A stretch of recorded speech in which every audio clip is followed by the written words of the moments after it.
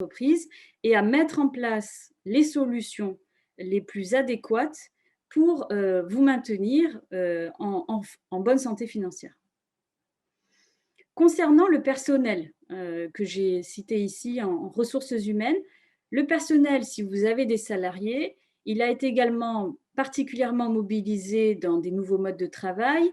Ils ont peut-être également subi des mesures de chômage partiel et ils sont peut-être également, on en parle de plus en plus, exposés à des risques psychosociaux, notamment dus à l'isolement s'ils travaillent à distance, au travail haché qui est particulièrement mis en œuvre, enfin en tout cas que l'on rencontre beaucoup dans le travail à distance, et ils sont peut-être en perte de repères parce qu'ils ne sont plus dans les repères organisationnels classiques.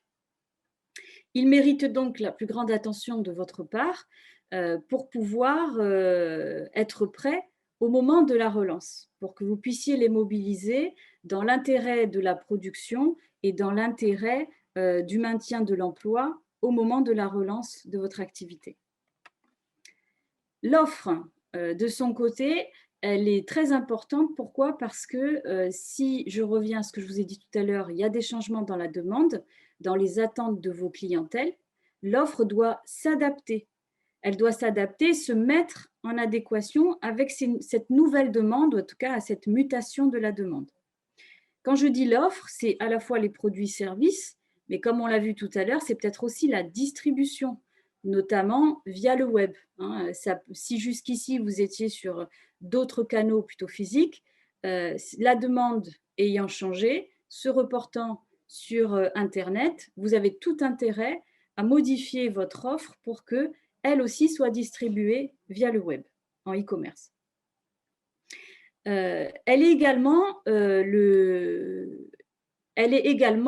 importante dans le sens où si vous cherchez à vous diversifier sur des nouveaux marchés parce que votre marché actuel est un petit peu sous tension et un petit peu en berne, vous avez tout intérêt à voir si votre offre actuelle est en adéquation avec des nouveaux marchés. Du coup, vous allez chercher plutôt de nouveaux débouchés à cette offre, ou bien ça peut nécessiter, si vous allez vers des nouveaux marchés où les attentes, les besoins sont un peu différents, de construire, bâtir une offre en adéquation avec ces marchés nouveaux que vous cherchez à conquérir. Enfin, je finis ici avec les ventes. Les ventes, elles peuvent avoir subi une baisse due au contexte, ou en tout cas, si elles n'ont pas subi une baisse, vous êtes peut-être dans la perspective de les dynamiser, de les développer. Elles sont donc cruciales dans cette période. C'est également, selon moi, un des principaux indicateurs positifs, quand ça va bien, de l'existence d'un marché. Donc, dès lors qu'on commence à enregistrer des ventes sur son marché, c'est plutôt un élément positif. Ça ne fait pas tout, mais c'est un indicateur positif de l'existence d'un marché, mais aussi de l'existence d'une activité économique, même si elle est relative. Mais ça permet en tout cas de retrouver un petit peu d'espoir dans un contexte d'incertitude pour votre entreprise, mais aussi pour vos salariés. Donc, il faut veiller à être très actif au niveau des ventes. Vous n'avez pas de questions? Pas de réaction? Je continue alors. Alors, cette erreur à éviter, on les aborde tout de suite. On a vu les enjeux. Maintenant, il est temps d'aborder les erreurs à ne surtout pas commettre pour réussir votre relance. Les erreurs que moi j'ai listées, ce n'est pas les seules évidemment, concernent les points qu'on a vus à l'instant, l'offre, l'environnement externe, le numérique, digital, les ventes, les salariés, la trésorerie et le financement. Il m'en manque peut-être une, non c'est bon, c'est ça. Je vous propose qu'on les aborde une à une. Alors, concernant l'offre, l'erreur numéro 1 à ne pas commettre, c'est que si vous êtes installé sur un nouveau marché, enfin en tout cas que vous cherchez à développer, et ou si vous êtes sur votre marché actuel, mais en tout cas, quoi qu'il arrive, à partir du moment où c'est un marché qui subit une forte concurrence, eh bien, vous avez tout intérêt à focaliser sur votre offre. Le risque dans un marché hyper concurrentiel ou dans un marché de l'offre, peu importe quel qu'il soit, c'est que votre offre, elle soit banalisée. Quand il y a une forte concurrence, souvent, les offres étant pléthoriques, elles se ressemblent sur plus ou moins de caractéristiques. Pour le client, ça peut paraître des offres similaires en tout point, même si vous pensez que vous avez une offre qui se différencie. Ce qui compte, ce n'est pas votre perception à vous, ce qui compte, c'est vraiment la perception de votre offre par vos clientèles. Si la perception de votre offre par vos clientèles apparaît similaire en de nombreux points par rapport aux offres concurrentes du marché, eh bien, il risque de s'y désintéresser, en tous les cas de ne pas la choisir en priorité. Donc ça, c'est l'erreur numéro 1 à ne pas commettre. Elle peut également, comme je vous l'ai dit tout à l'heure, en cas de mutation du marché, apparaître comme inadaptée, en tout cas plus vraiment adaptée aux attentes du marché. Donc, si jamais vous êtes dans cette situation, vos clients ne perçoivent plus votre valeur ajoutée et du coup, le risque numéro 1, c'est soit qu'ils se tournent vers des alternatives concurrentes ou autres, produits de substitution, soit que du coup, ils ne sachent plus vraiment pourquoi ils se tournent vers votre offre. Le risque, quand ils ne perçoivent plus votre valeur ajoutée, c'est qu'ils négocient les prix et que du coup, vous en soyez à justifier le prix plutôt que uniquement à enregistrer des commandes. Le prix devient un enjeu numéro 1 pour vos clientèles, mais il va également devenir dans ces cas-là, dans un marché de l'offre plutôt banalisé, un élément sur lequel tous les concurrents vont se livrer bataille. C'est-à-dire que ça reste un des critères où vous allez voir des concurrents qui vont peut-être casser les prix. Et dans ces cas-là, ça va devenir un problème pour vous. Pour sortir de cette situation, je vous propose 3 pistes, qui ne sont pas les seules. La première, c'est vraiment focaliser, si vous ne voulez pas spécialement changer votre offre ou que vous ne voyez pas forcément de levier de changement, c'est de rendre votre offre attractive. Ça veut dire quoi? Concrètement, va falloir focaliser sur le marketing de l'offre. Apporter ou donner en tout cas de la valeur à votre offre pour pouvoir séduire à nouveau vos clientèles. Par exemple, les leviers pour rendre l'offre attractive, c'est inscrire vos clients dans un processus de co-création, les interroger sur qu'est-ce qu'ils attendent d'une offre comme la vôtre et comment est-ce qu'ils seraient prêts à participer à la co-création de votre offre. Ça peut justifier du coup, quand vous êtes dans ce processus de co-création, ça peut justifier que les clients ont co-construit et du coup, ça va encourager les autres à acheter. C'est un élément d'attractivité de l'offre. On peut également envisager, suivant les secteurs, des collaborations spécifiques. On peut imaginer également du cross-selling, qui sont des moyens de partenariats commerciaux qui permettent d'ajouter ou de créer de la valeur autour de votre offre. On peut également agir dans ces cas-là sur la marque ou sur l'univers de la marque ou renforcer vos engagements, par exemple des engagements en matière de responsabilité sociétale. Autre levier, autre piste, c'est abandonner le segment. Alors, vous allez me dire, abandonner le segment de marché, ce n'est pas évident parce que je n'ai pas d'autre solution. Si vous êtes positionné sur plusieurs marchés, on peut imaginer que ce segment-là, souffrant de banalisation, vous pourriez vous concentrer davantage sur vos autres segments de marché qui, eux, sont moins touchés par la banalisation et réduire vos efforts sur ce segment. Dans ces cas-là, vous allez plutôt vous tourner vers des segments plus porteurs sur lesquels vous concentrez vos efforts commerciaux, marketing et communication. Vous pouvez, dernier point, développer un avantage concurrentiel en vous différenciant par exemple sur le prix. Je vous disais tout à l'heure, vos concurrents peuvent décider de casser les prix. Je ne dis pas que vous allez casser les prix, mais en tous les cas, vous pouvez revoir votre politique de prix. Vous pouvez agir peut-être sur d'autres caractéristiques comme les produits, la distribution et ainsi de suite.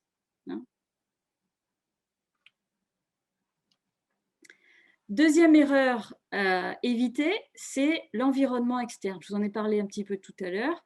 Si jamais il y a des évolutions et des menaces, par exemple réglementaires ou concurrentielles, dans votre environnement externe et que vous ne les avez pas identifiées, cela peut nuire à votre activité, nuire à votre relance.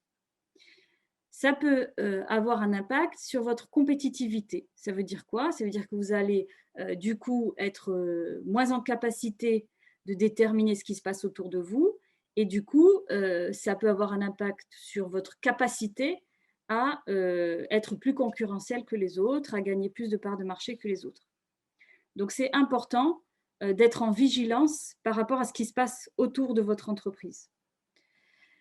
Le risque d'une faible compétitivité, c'est que les concurrents s'emparent des parts de marché sur lesquelles que vous aviez jusqu'ici et qui parviennent à transformer par exemple des évolutions réglementaires en avantages concurrentiels pour eux. C'est-à-dire qu'ils ont anticipé ces évolutions, ils se sont adaptés dans leur offre, dans leur stratégie, etc.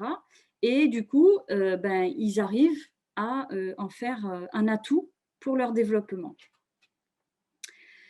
4 pistes d'action possibles dans ces cas-là, c'est placer une surveillance aux bons endroits. Ça veut dire quoi? Ça veut dire que vous allez être en vigilance, vous allez mettre en place, par exemple, un dispositif de veille sur des bonnes sources d'informations et surtout sur des points stratégiques, c'est-à-dire là où vous voulez vraiment capter de l'information. On a souvent tendance, en tant que chef d'entreprise, à positionner sa surveillance sur la réglementation quand vous êtes sur un secteur qui est soumis à des évolutions réglementaires ou qui est particulièrement soumis à des contraintes réglementaires. Donc, c'est important de positionner sa surveillance là-dessus. On peut également positionner sa surveillance sur les concurrents. Et là encore, dans placer votre surveillance, c'est important de positionner sa surveillance sur quels concurrents. Est-ce que c'est les concurrents historiques du marché ou est-ce que c'est sur des nouveaux entrants dont on sait qu'ils commencent à devenir de plus en plus menaçants? On peut également positionner sur d'autres aspects la surveillance. Et surtout, deuxième point, c'est important d'avoir à la fois une surveillance, par exemple, qui est issue du marché. Quand vous êtes en contact avec le marché, des clients, des fournisseurs, des sous-traitants, ils sont en capacité de vous faire des retours, des remontées d'informations du marché en vous donnant de l'information. C'est ce qu'on appelle la veille relationnelle. Mais ce n'est pas tout. Ce qui est important quand on est aux prises avec la situation, c'est d'avoir une surveillance automatisée. Si on met en place un dispositif automatisé, eh bien, on va avoir moins d'efforts à fournir pour capter l'information qui vient à vous, du coup, de façon automatique. Et ça vous permet de gagner du temps et de l'efficacité. Ça vous permet du coup de saisir les meilleures opportunités que vous allez percevoir sur le marché et surtout, pour réussir votre relance et éviter les risques, c'est d'anticiper, de percevoir les menaces en développant des postures stratégiques les plus adéquates, c'est-à-dire capter l'info, pouvoir l'analyser, la traiter et surtout décider comment vous voulez agir.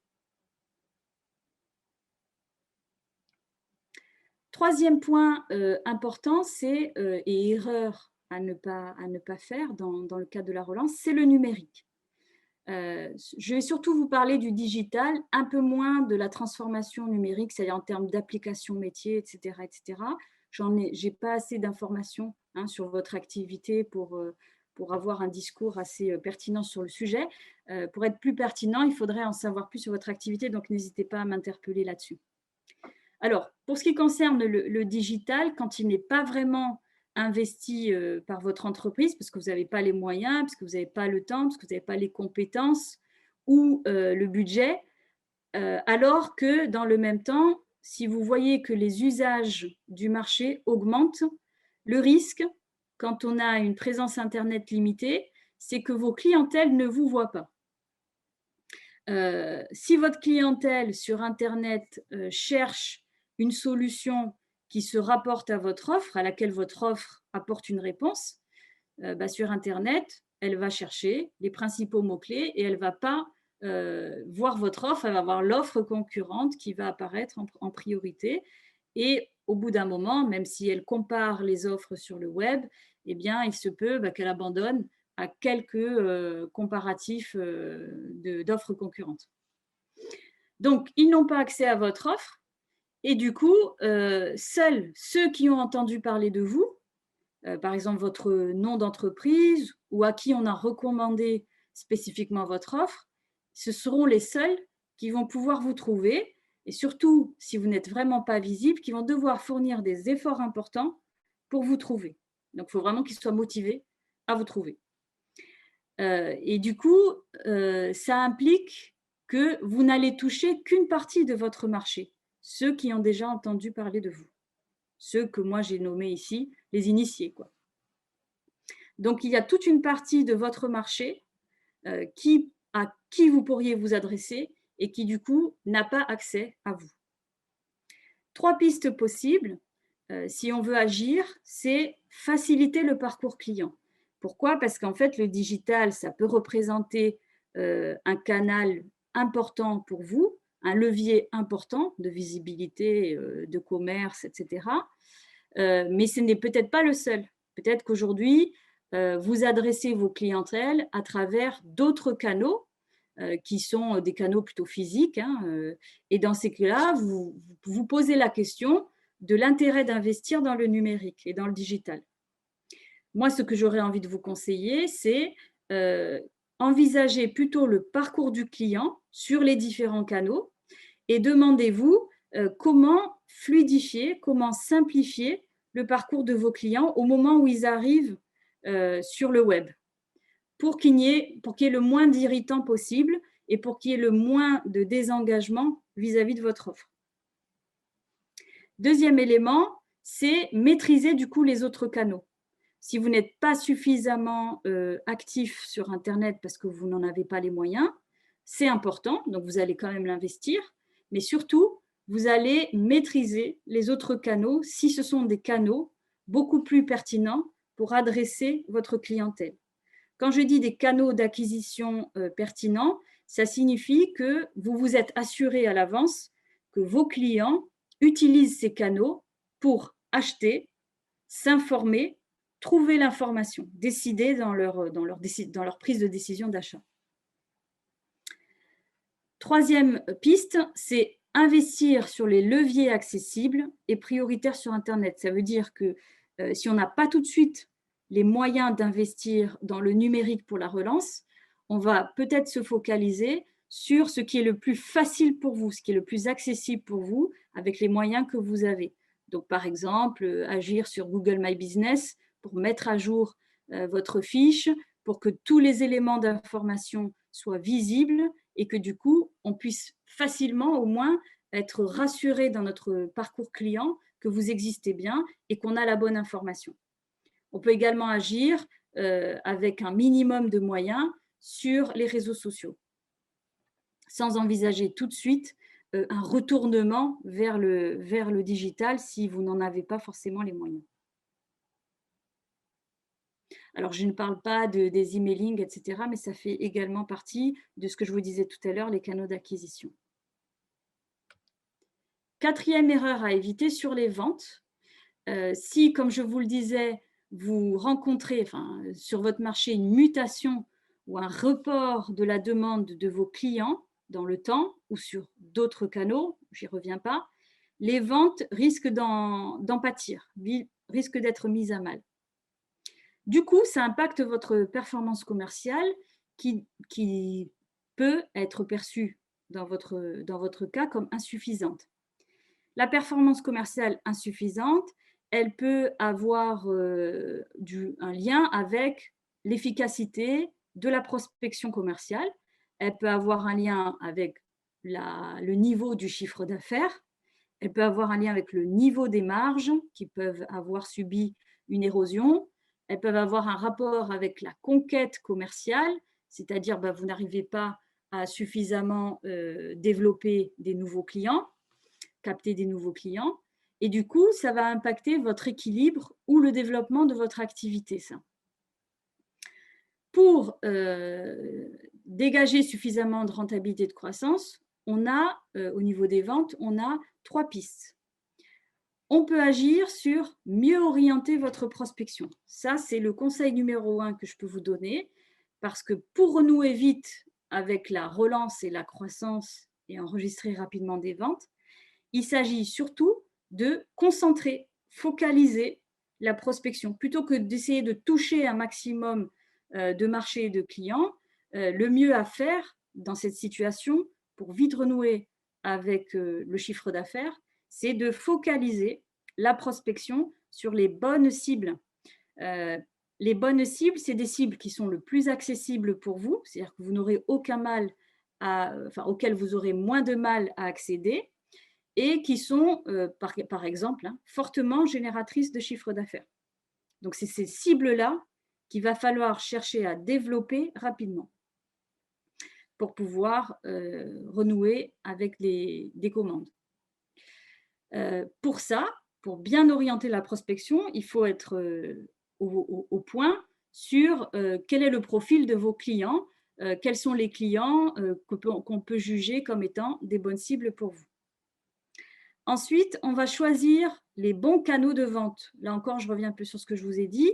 Par rapport à ces cibles que vous jugez les plus pertinentes, les plus attractives pour vous, eh bien, vous allez vraiment vous assurer de savoir comment ils achètent, comment ils s'informent, comment ils décident au moment d'acheter, et vous allez tenter d'être à ces endroits pour être visible d'eux durant leur parcours client.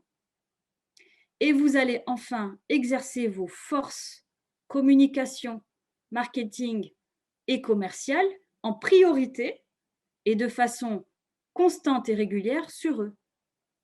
Évitez de vous disperser vers des cibles qui sont moins génératrices de résultats rapides. Surtout, il ne faut pas relâcher vos efforts. 5e erreur à éviter sur les salariés, si vous en avez, c'est comme je vous le disais, dans un contexte d'incertitude économique, l'incertitude peut gagner le personnel. C'est à la fois, c'est une incertitude pour vous en tant que dirigeant, mais surtout, si la perception de vos salariés, c'est qu'on est dans l'incertitude, ça peut représenter un risque. Pourquoi? Parce qu'ils ressentent une menace, ils peuvent ressentir en tout cas, une menace sur leur emploi, et ça peut impacter leur santé mentale, leur énergie, leurs repères, etc., etc.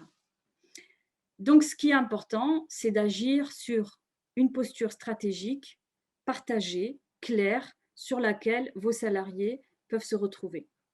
Alors, les salariés, comme je vous disais, il y a plusieurs facteurs qui peuvent impacter leur bien-être, leur bonne santé. C'est le chômage partiel, c'est le travail à distance. Enfin, c'est tout ce qui, dans ce contexte, peut avoir un impact sur eux. Face à cette incertitude économique, la perte des repères organisationnels, à la fois vos recrues et vos salariés peuvent être affectés. Là aussi, on a 3 pistes d'action. La première, c'est au niveau de la posture stratégique. C'est-à-dire, si on veut emporter les salariés, il faut avoir une posture claire. 3 postures s'offrent à vous pour gérer la crise.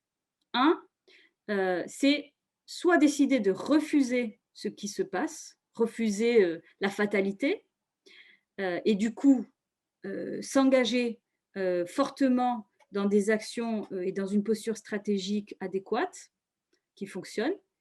Soit on décide d'avoir une posture où on décrypte ce qui se passe, on essaye d'analyser des scénarios, des scénarios qui peuvent se produire vis-à-vis de la reprise économique et s'inscrire là-dedans. Soit on décide d'accepter l'imprévu, de vivre avec, parce qu'on considère que c'est la nouvelle normalité. Et dans ces cas-là, eh bien, on va avoir une posture adaptée qui consiste plutôt à favoriser l'agilité, à pouvoir modifier sa stratégie régulièrement et mettre en face les moyens qui fonctionnent bien. Quoi qu'il arrive, quelle que soit votre posture stratégique, vous allez devoir surtout la dire clairement, la partager clairement avec vos salariés pour qu'ils puissent s'y inscrire. Autre élément important dans ce contexte, c'est de pouvoir manager les nouveaux modes de travail. On a pensé à un moment, surtout au début, que le travail à distance, c'était quelque chose d'assez accessible.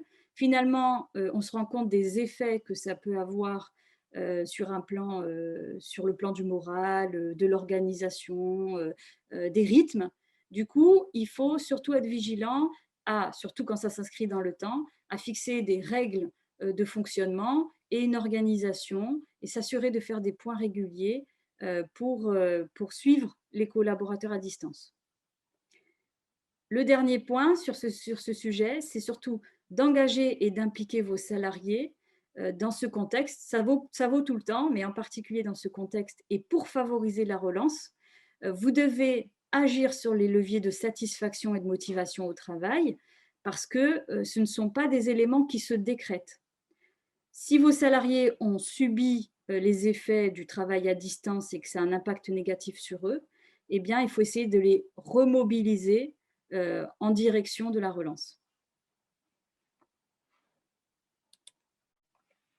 6e erreur à éviter, c'est sur la trésorerie. Alors, la trésorerie, elle a peut-être été mise à mal, mais ce n'est peut-être pas le cas de tous, hein.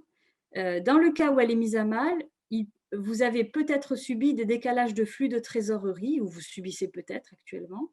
Du coup, vous avez un équilibre financier qui est un petit peu fragilisé. Face à un solde négatif qui est assez récurrent tous les mois, en tout cas toutes les périodes, vous pouvez peut-être rencontrer des retards accrus dans les encaissements des factures clients.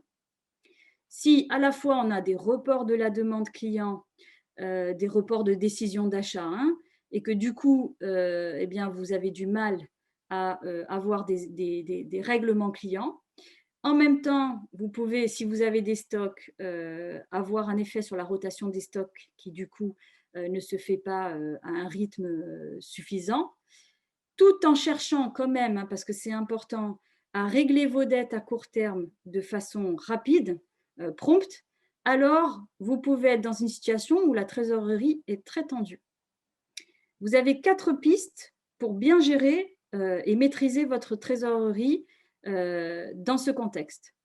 1, on peut négocier les délais de règlement client et fournisseurs. Comme je vous disais tout à l'heure, il faut maintenir le dialogue avec les clients et les fournisseurs.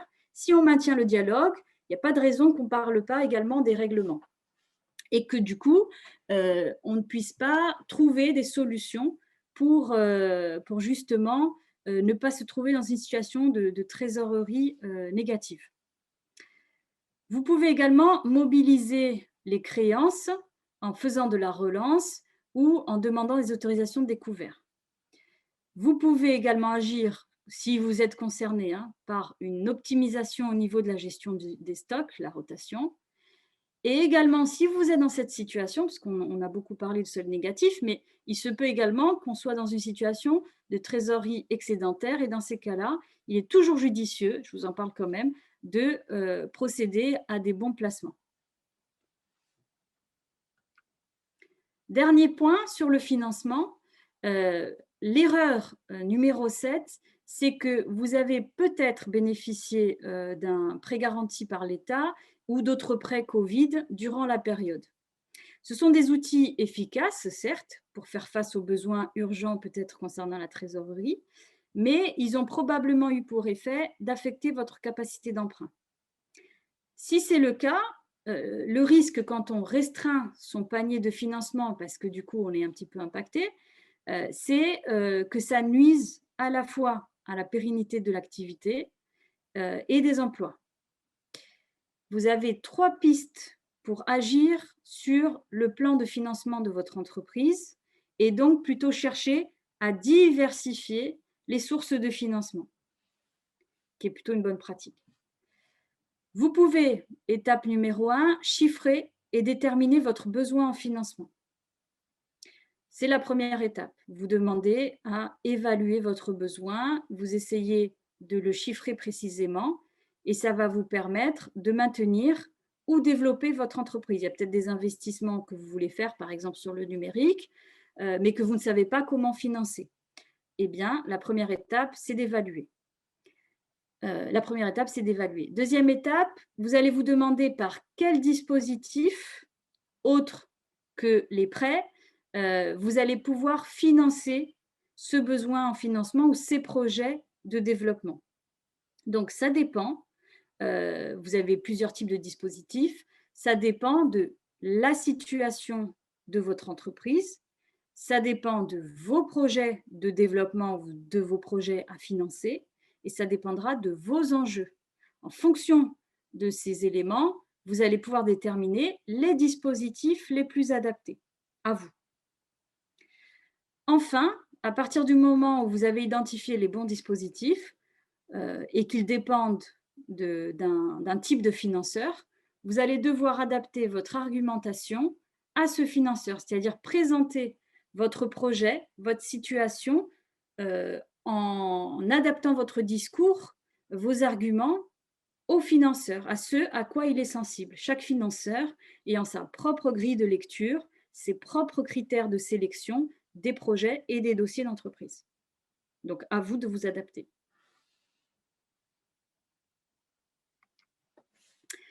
Donc, si on a fait le tour des 7 erreurs, hein, vous n'avez pas de questions, mais je vais quand même vous donner la parole après, eh bien, vous avez 7 leviers pour votre relance.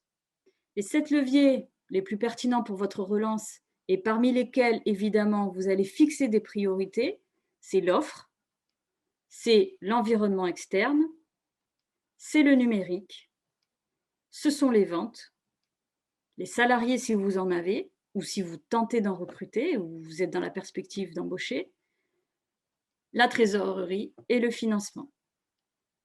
Voilà, je vous ai présenté les 7 leviers, d'abord les 7 erreurs à ne pas commettre, les 7 leviers de votre relance. Et enfin, si vous avez besoin de conseils plus approfondis, je suis évidemment à votre disposition pour échanger après cet atelier, mais je vous donne quand même la parole là tout de suite, puisqu'il nous reste encore un petit peu de temps pour répondre à vos questions. Merci beaucoup, Sophia, pour votre intervention. Je vous en prie. Est-ce qu'il y a des questions, des remarques, des partages d'expériences, des personnes qui souhaiteraient s'exprimer par rapport à leur activité?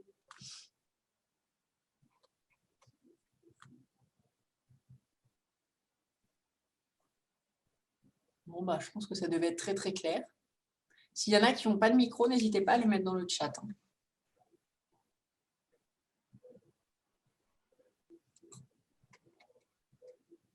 Bon, apparemment, il n'y a pas de remarques, Sophia. Bon, bah écoutez, si vous en avez après coup, en tout cas, je suis à votre disposition. Vous avez mes coordonnées. Super. Vous n'hésitez pas. Suivant, je vous disais, le niveau de précision de vos questions, on a des conseillers spécialisés qui peuvent vous répondre. Je peux être le référent qui ensuite mettra en relation. On a Jean-Claude Junin qui nous dit merci beaucoup pour tous ces renseignements. Merci à vous. Merci de votre participation. Je vous souhaite à tous, en tout cas, une bonne continuation, une bonne relance et une bonne journée. Merci Sophia, à bientôt, bonne journée. Je vous en prie, au revoir. Au revoir.